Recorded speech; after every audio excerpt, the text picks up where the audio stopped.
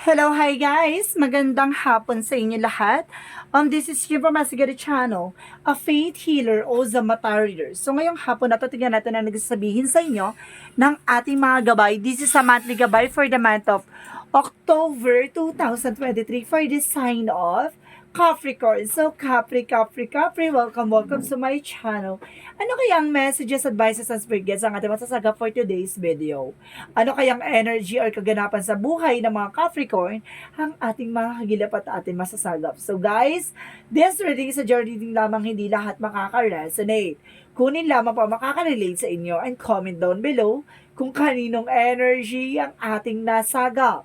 And of course, don't forget to like and subscribe my channel and hit notification bell for more videos updates. Sa mga hindi pa po nakakapag-subscribe sa aking channel, please click nyo na po ang subscribe button dyan sa baba for all bell para updated kayo sa mga videos na i-upload natin every time in every moment. So guys, kumapit-kapit ka dahil ito na ang mensahe sa'yo ng ating mga gabay.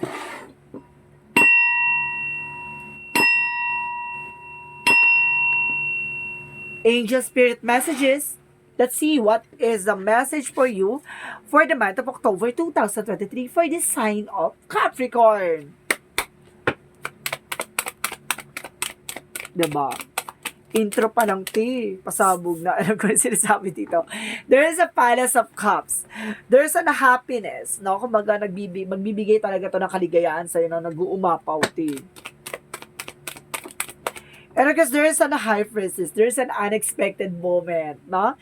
Kumbaga ay may blessing disguise or something na mabibigla ka. Ganon, shocking reveal or shocking surprises.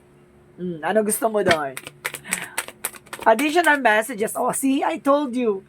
The moon card. The moon card represent mystery or dreams rather na maaaring maisakatuparan o maaaring mailahan, no? The truth revealed with the moon card. And of course, there's a temperance. Diba? A truth revealed with a perfect timing or there's a divine timing. At the same time, there's a 8 of Wands. Fast communication. Magiging mabilis daw tong eksena na to. Kumapit ka. And of course, there's a 3 of Cups. There's a celebration coming in for you. Kumbaga, maraming message ka matatanggap for email, no? Kumbaga, sinasabi sa'yo dito na it's either a celebration for a wedding or celebration for a binyag or celebration for a birthday na maraming celebration, no? Baka maraming hana siya buhay to. What is the Palace of Cups? And of course, there's a 3 of Swords on that card, no? Kumbaga sinasabi sa'yo dito na matatapos na yung sakit at kirot na pinagdaanan mo. Oh my God. Kumbaga yung heartache, yung mga losses, no? Kumbaga sinasabi sa ito, this is your moment na maaaring makaalis ka na. And of course, there's an high priestess with a 7 of sword. Kumbaga, there's an unexpected na makikilala mo o may lalahad na sa'yo kung sino yung nagsisinungaling behind your back. Or there's a sneakiness na may kumukuha na information rather sa'yo. Diba? Makikilala mo, there's a mystery or there's some hidden agenda or hidden enemies. No? What is the moon card? And of course, there is a Queen of Swords. There's an information, no? Kumbaga, itong dreams na pinangarap mo or yung mga kumbaga, goals mo sa buhay or pinapangarap mo ay malayo pa lang ay tanaw mo na makukuha mo. What is the temperance? O bakit nakalahan siya? What is the temperance? And of course, there is wow, oh my goodness, the Ace of Coin. Oh my goodness. There is a big money or big opportunities or a new material offer, no? Baka some of you, ito na yung this is your moment na makabili ka ng bahay or makabili ka ng sasakyan or makahawa ka ng malaking salapi or makapundar ka ng bagong negosyo o trabaho, no? Kumbaga sinasabi na there's a new material offer, new proposal, or pera na kumbaga talaga mailalahad sa'yo ng ating gabay, oh. Lakas ang energy dito. Kumbaga, there's a rainbow shining from the storm, tawag dito? After the storm, there's a rainbow. Kumbaga, pagkatapos ng eksena, mukhang biglang magbo-bloom, no? It's either negosyo or trabaho, or bigla ka makakabili ng bahay, or bigla makakakuha ng sasakyan or something, diba? What is that 8 of Wands? And of course, there's a Five of Wands, and of course, there's an Ace of Cups, no? Marami kang competitor pagdating sa love life, no? Marami ka lagi nagiging kompetensya or may laging mga asungot o maraming mga kontrabida. What is the Three of Cups? There's a Four of Swords. Listen to your intuition. Kumbaga sinasabi, makinig ka sa intuition mo at makinig ka sa gut feeling mo. Na kapag alam mong makakatuwa, kumbaga nararamdaman mo na may celebration, di ba? So, kumbaga maging wise ka na dito or maging practical ka. Let's see what is the Palace of Cups. And of course, the Three of Swords and the Death card. There is a Six of Cups and the Ten of Coins. Ibig sabihin dito, there is a past person na, kumbaga, matatapos na yung sakit at kirot, no? Kumbaga, mababaon na lang to sa limot at mababaon na lang to sa kwento. Sinasabi ng Ten of Coins, kumbaga, magkakaroon ka dito ng long-term success and long-term investment. Kumbaga, sinasabi sa'yo dito na itong tao na to yung magpapatunay sa'yo about sa nakaraan mo, no? Parang, kumbaga, yung mga pinagdaanan mo, parang ito yung magsisilbing, kumbaga, malalim na pundasyon ng sakit. Kumbaga, di ba mayroon tayong tinatawag na pain is a power? Ganon. So, what is the High Priestess and of course the Seven of Swords? Okay, there's a Five of Cups, no? There's a doubt or regret, no? May mga tao sa paligid mo, there's a hidden agenda or hidden enemies na baka pagsisihan mo na nagtiwala ka or something na nagkaroon ng cheating or lying sa'yo, no? Sinasabi sa'yo dito na mag-ingat ka kung ayaw mo pagsisihan sa huli. No? Pero of course, sinasabi dito, with the Two of Coin, maging balanse ka, no? Pwede ka maniwala, pero huwag ka magtitiwala. So, what is temperance? And of course, the Ace of Coin. And of course, there is a Ten of Cups. There is a happiness. Wow. And of course, there is Ten and Nine of Cups. Sinasabi sa'yo dito na, kumbaga, back-to-back happiness na magsisilbi sa'yo dito na this is the perfect timing, no? That you never seen before. Ganon! Kumbaga, ito ay hindi mo pa nakikita, no? Kumbaga, ilalahad na sa'yo ang panibagong eksena. Ganon! What is the Eight of Wands? And of course, the Five of Wands and of course, the Ace of Cups.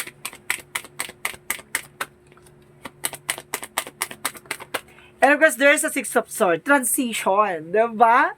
Pagbabago ka, ito yung makakalis ka na sa sitwasyon, makakalis ka na sa toxicities, or makakalis ka na sa mga kontrabida. Ay, ito yung kontrabida. Siyempre, ikaw yung bida. Alam nga naman ang kwento nila to, diba? Kwento mo to. So, ikaw yung bida. Char. Eme. What is the Three of Cups and of course, the Four of Swords? There's a Knight of Wands. Slow, steady, no? Kalmado. Hindi mo kailangan magmadali. Diba? Pansinin mo lang sa kanila. Tingin-tingin lang. Tapos, dead ba ka lang? Diba? Kumaga, magpatuloy ka. Hayaan mo silang manggigil at manggalaiti. Diba? What is the outcome? Ang pinaka-outcome sa'yo is Two of Swords, decision, no? Kailangan mo mag-decision dito. See, there's a Palace of Swords na kailangan mo ng talikuran tong toxicities, no? Toxic behavior, toxic patterns, no?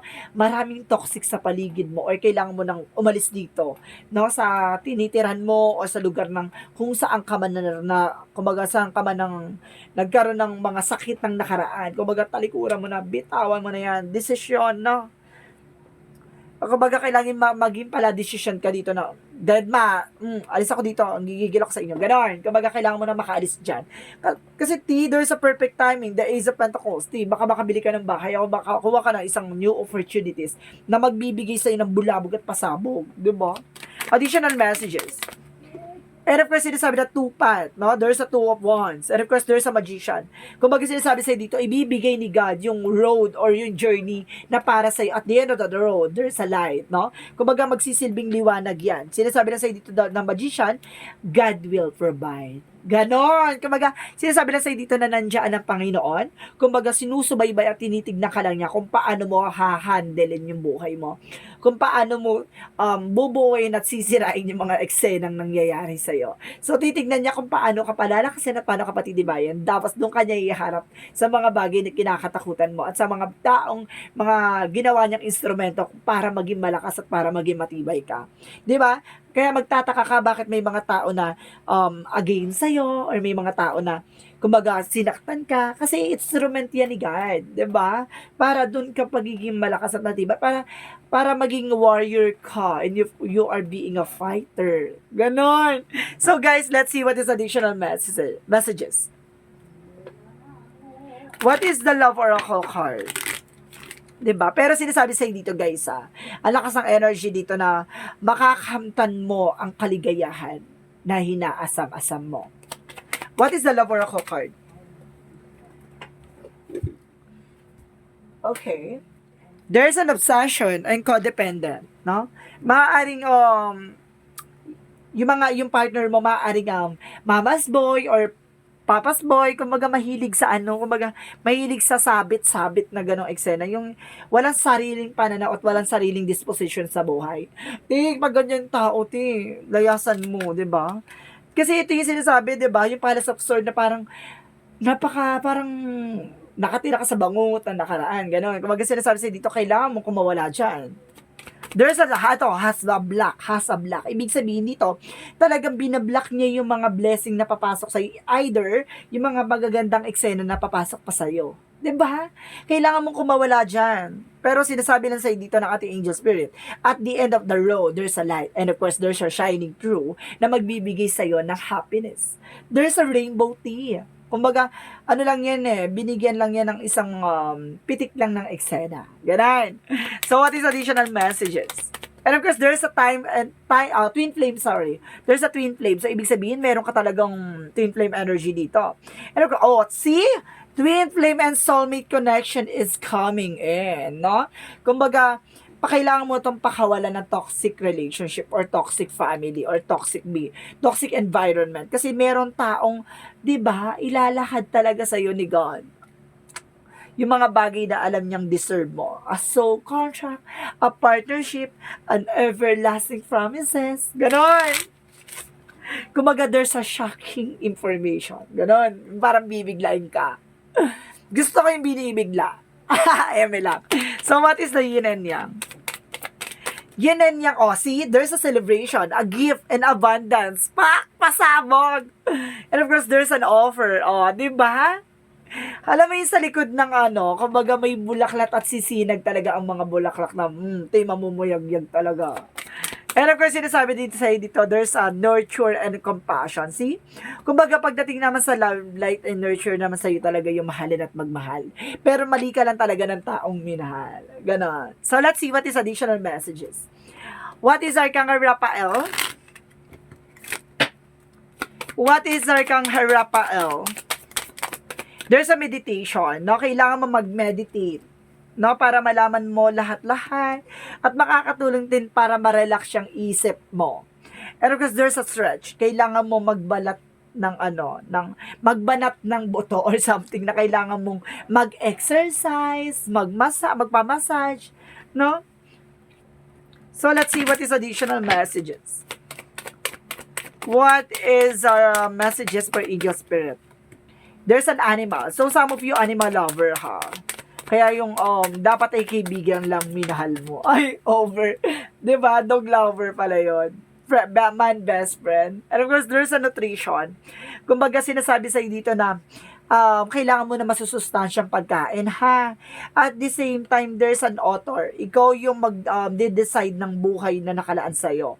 No? Kumbaga, kung ano man yung ilalahad o kung ano man yung susulat mo sa isang libro, ay yun ang bagay na mangyayari sa'yo. Ganon. Kumbaga, kailangan na lahat ng mga pinapangarap mo, lahat ng mga gusto mong mangyari, ay may isa sa katuparan mo. So, let's see what is additional messages. And of course, there's a relationship. Diba? I am attracted to those people who serve my higher good. Merong relasyon. And of course, there's a friendship. See? Kumaga, wag mong minamahalang dapat kaibigan lang. Kumbaga, there's a friendship dito na mayroong kaugnayan sa friendship. Kumbaga, siguro itong tao na makikilala mo nag-umpisa sa kaibigan. Diba? Ganun naman siguro talaga. Parang nagkaroon ng getting to know each other. Hindi yung bigla ang latikan. Hindi ganon. Kailangan na kilala at maging kaibigan mo muna isang tao para at least alam mo kung paano mo siya kakapitan at magiging sandigan. Diba? What is the Monsology?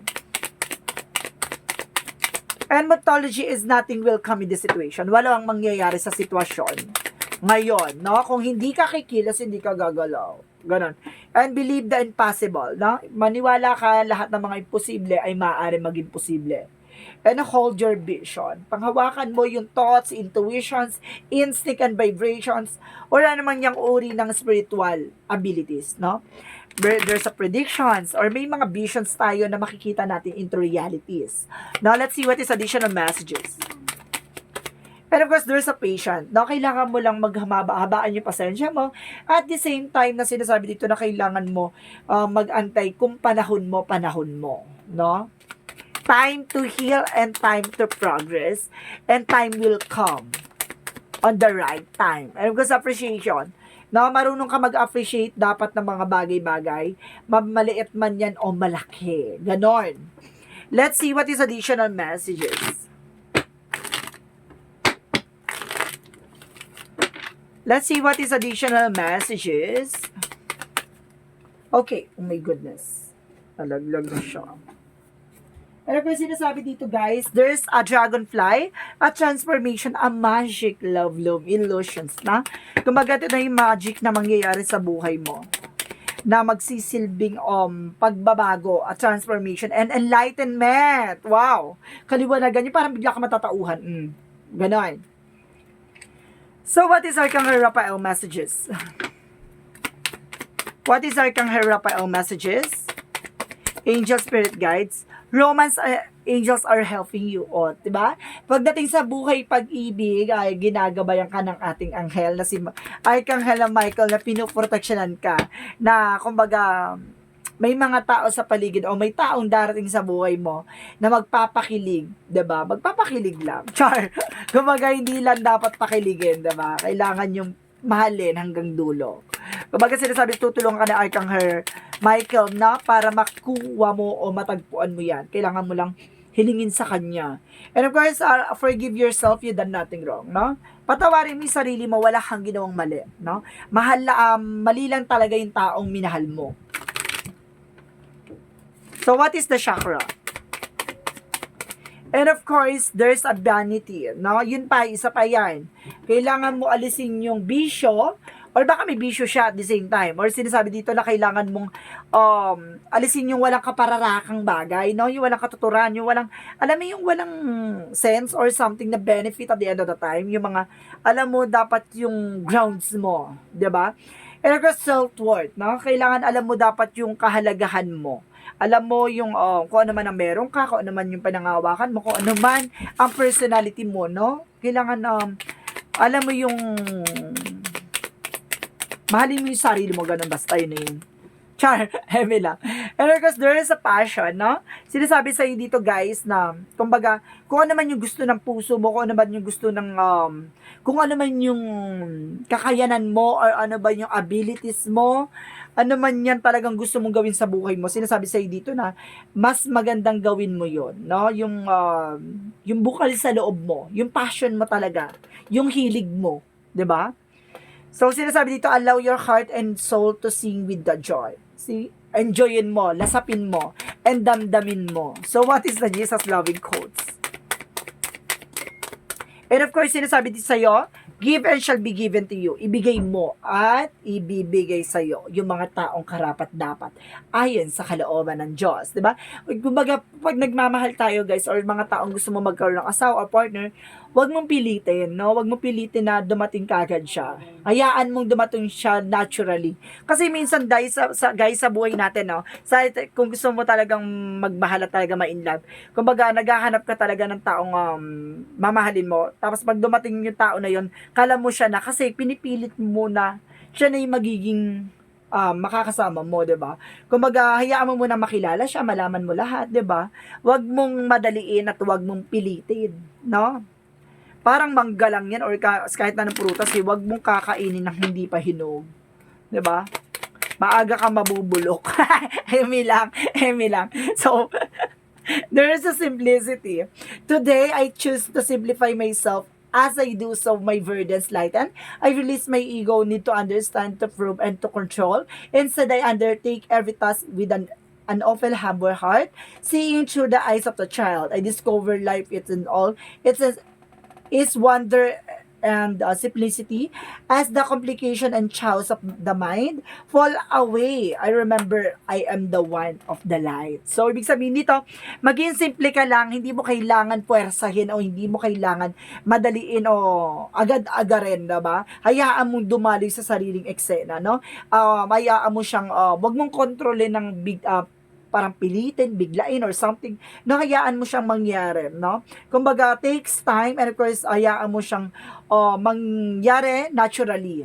No, let's the end of the reading. So guys, this reading is a general reading lamang, hindi lahat makaka-resonate. Kunin lamang po makaka-relate sa inyo and comment down below kung kaninong energy ang ating nasagap. This is a monthly gabay. Monthly gabay for the month of October 2023 for the sign of Capricorn. Maraming salamat guys and see you in the next video. Bye-bye and babush!